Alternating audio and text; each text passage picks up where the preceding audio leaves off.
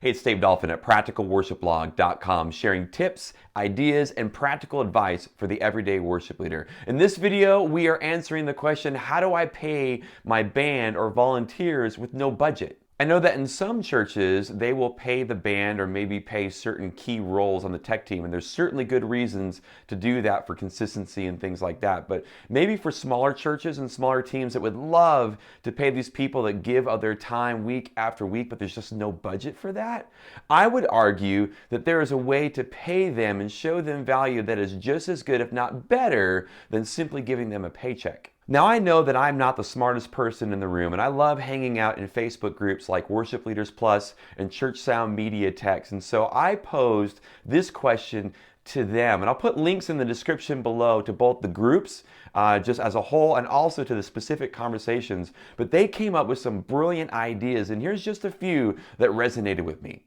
Micah says, we have breakfast for them every Sunday in the green room. We have sticks, strings, and cables that they can use at any time, and we try to do an outing every quarter that involves food and some sort of fun.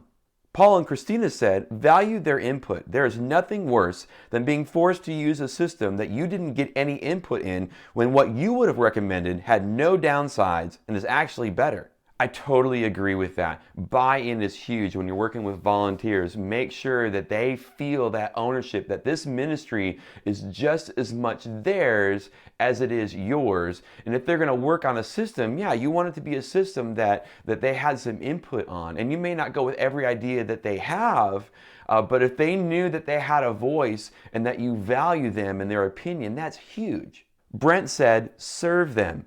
Carry their stuff into the building for them. Help them break down. Provide carts for hauling gear in and out. Bring some people to their next gig in town. Visit them and their family in the hospital. Let them borrow that new pedal you got that they really like. Musicians want to feel valued, and there are a lot of small non-monetary things that say we value what you do. Ryan says this, the best way to compensate volunteers is to be organized and intentional. Time is a commodity. There's nothing more disheartening as a volunteer to feel like your time is wasted. I've experienced this both as a volunteer and a leader. It's hard to motivate volunteers to serve if they feel that they're just standing around. Brent says, have a plan and be organized. Let us, especially those of us volunteers leading various tech production ministries, know about upcoming events far, far, far in advance. Work out the plan for services, both regular and one-offs, in detail so that we're not scrambling all at the last minute to pull things together.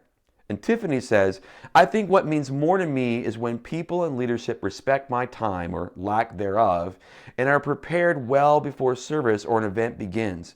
When you plan ahead and are prepared, it shows me that you're considering those who are trying to make everything run smoothly and that you appreciate what I do. That's 3 right there that say being organized and having things ready to go shows value to your volunteers. If you can make the experience of volunteering in your church fun and exciting and easy, then more and more people are going to want to do it, and it shows that you value their time and that you care about their volunteering experience. Here's Drew. He says, in my experience as a volunteer, I have observed others and myself being surprised by things like donuts, breakfast, pizza, wings, etc. They cost less than individual gifts and can make people feel special. $6 worth of food can be fun, while a $15 gift card is kind of lame and disappointing as a gesture for hundreds of hours. I think that's good because it's about the experience, about the whole package, the thought behind the gift. If you set up some food and took the time to do that, that shows value. If you do get a gift card, maybe it's to a place that you've done some research. Maybe you called their spouse and said, hey, what do they really, really, really like to eat? And you took the time to learn a little bit more about that person and give a gift that's thoughtful versus here's a Walmart gift card. And finally, Gordon says this, thank you. Goes such a long way. So if you're a volunteer and you serve on the worship team or in the tech team and someone hasn't said it to you lately, thank you. As a staff member myself and being a part of a church, I know that if it wasn't for our volunteers who are smarter than I am, hard workers, come up with great ideas, we could not do what we do. So if you are a volunteer at Trinity Baptist Church of Yukon or any church across this entire planet, Thank you. Hey, thanks for watching this video, and for everyone at Worship Leaders Plus and Church Sound Media Techs, thanks for the great advice.